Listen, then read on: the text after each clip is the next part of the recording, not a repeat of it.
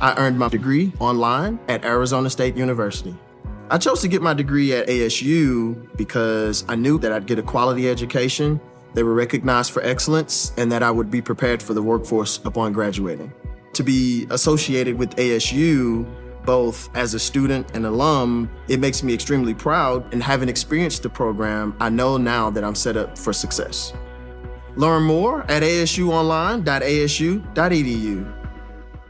Okay, so we're diving deep into 28 years later today.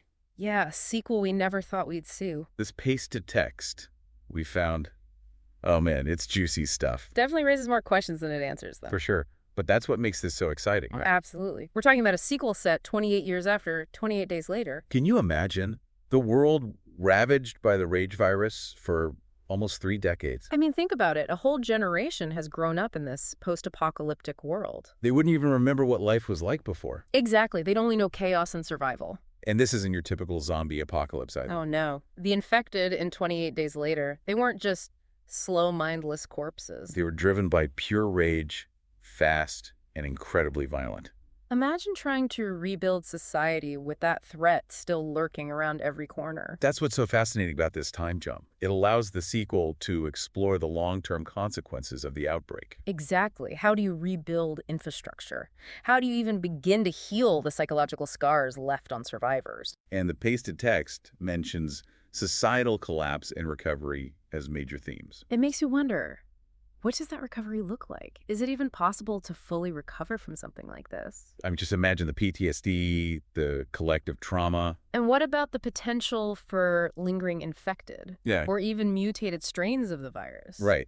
You think you've got things under control, and then bam, a new outbreak pops up. It'd be like starting from square one all over again. And then there's the big question mark looming over all of this. Cillian Murphy potentially returning as Jim. Oh, yeah. That's the bombshell. Can you believe it? Jim surviving for 28 years in this world. It just blows my mind. What kind of person would he even be after all this time? Right. Has he become a hardened survivor? A leader? Or has the world broken him? I mean, we saw him at the end of 28 days later, seemingly hopeful. Yeah. But 28 years in a world like that, it's got to take its toll. Maybe he's become a symbol of hope.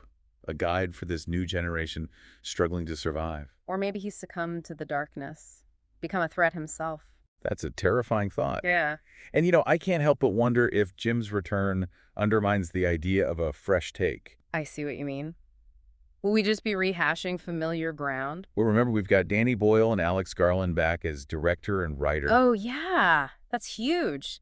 They're the creative minds behind the original 28 Days Later. Exactly.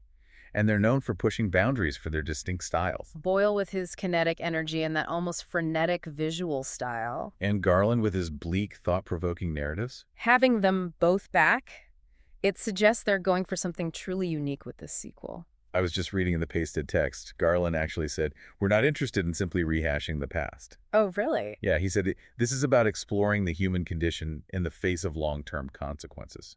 That's interesting. So it sounds like they're really diving deep into the psychological and societal impact of the rage virus. Exactly. It's not just about the scares this time. It's about how humanity survives and rebuilds after such a devastating event. Think about the potential themes. Guilt forgiveness, the burden of survival, maintaining hope in a shattered world. It's a rich landscape for storytelling, and I have a feeling Boyle and Garland will use it to deliver both visceral thrills and thought-provoking commentary. Absolutely.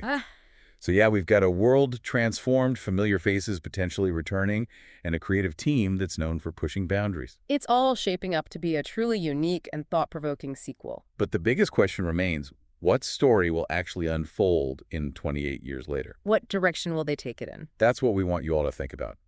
How would you approach this story? What themes would you explore? How do you envision humanity grappling with the long shadow of the rage virus?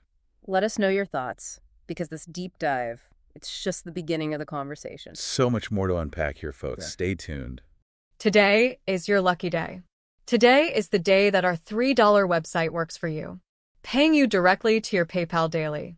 Imagine $3 ongoing continuous payments to your PayPal account. Imagine falling asleep and waking up to $300 in your PayPal account. How would this make you feel? How could this help you? What bills could you pay? What kind of fun could you have? What does that retirement look like now? All for a one-time payment of $3. This website is DFY done for you, fully built and completely hosted, and never stops collecting payments for you. You have spent $3 on coffee on a regular, but that coffee won't help you create multiple streams of income. Click the link below. I earned my degree online at Arizona State University.